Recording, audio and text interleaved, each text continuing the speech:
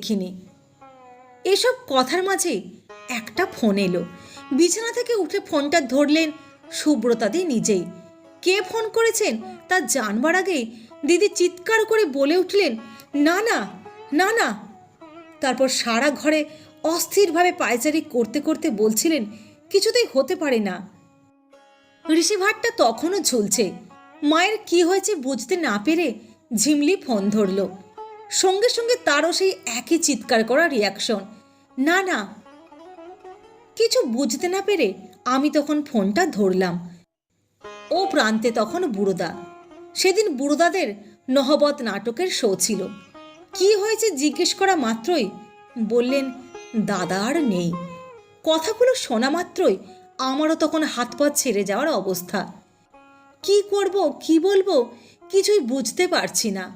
সুব্রতাদের ঝিমলিদের চিৎকার শুনে